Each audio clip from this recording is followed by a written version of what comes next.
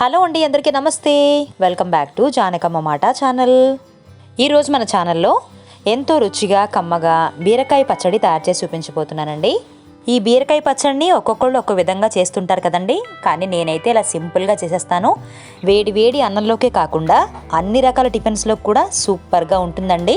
అంతేకాదండి, ఈ విధానంలో కనుక మీరు చేసుకుంటే ఖచ్చితంగా 3 రోజుల వరకు తాజాగా చాలా బాగుంటుంది. మరి లేట్ చేయకుండా ఎంతో కమ్మగా రుచికరంగా ఉండే ఈ బీరకాయ పచ్చడి తయారీ విధానాన్ని చూసేద్దామా. ముందుగా కడిగి శుభ్రం చేసుకున్న బీరకాయల్ని చిన్న ముక్కలుగా కట్ చేసుకొని పక్కన పెట్టుకోవాలి. అలాగే 2 మీడియం సైజ్ టమాటాలను కూడా ముక్కలుగా చేసుకోవాలి.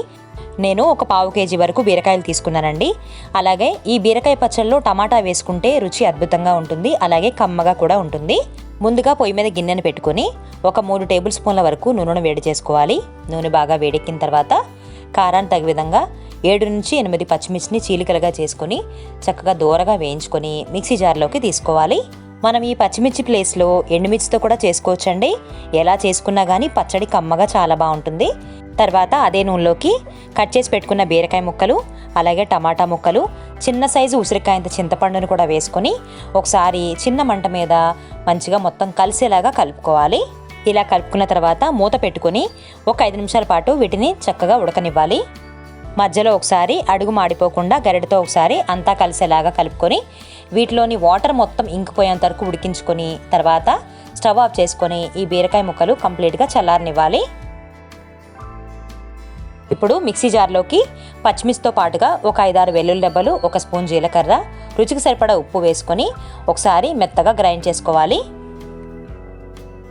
చూసారా, ఇలా గ్రైండ్ చేసుకున్న తర్వాత ఇప్పుడు చల్లారిన బీరకాయ టమాటా మిశ్రమాన్ని కూడా ఇందులో వేసుకొని మరొకసారి మెత్తగా గ్రైండ్ చేసుకోవాలి.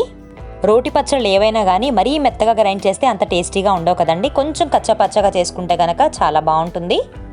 చూసారా, ఇలా గ్రైండ్ చేసుకున్న తర్వాత ఇప్పుడు ఈ బీరకాయ పచ్చడిని ఒక బౌల్లోకి ట్రాన్స్ఫర్ చేసుకుందాము.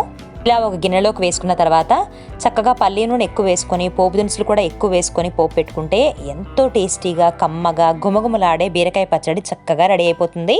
పచ్చళ్ళలోకి కానీ పులిహోరలోకి కానీ చక్కగా పల్లి నూనెతో కనుక పోపు పెట్టుకుంటే కమ్మగా ఉంటుందండి. ఇలా పోపు కూడా ఇందులో వేసుకొని చక్కగా అంతా కలిసేలాగా ఒకసారి కలుపుకుంటే అంతేనండి, ఎంతో రుచికరంగా ఎంతో టేస్టీగా కమ్మటి బీరకాయ రోటి పచ్చడి చక్కగా రెడీ అయిపోయింది. మరి సింపుల్ బీరకాయ పచ్చడి తయారీ విధానం నచ్చితే కనుక మీరు కూడా ఒకసారి ఇంట్లో ట్రై చేసేయండి. Thank you for watching.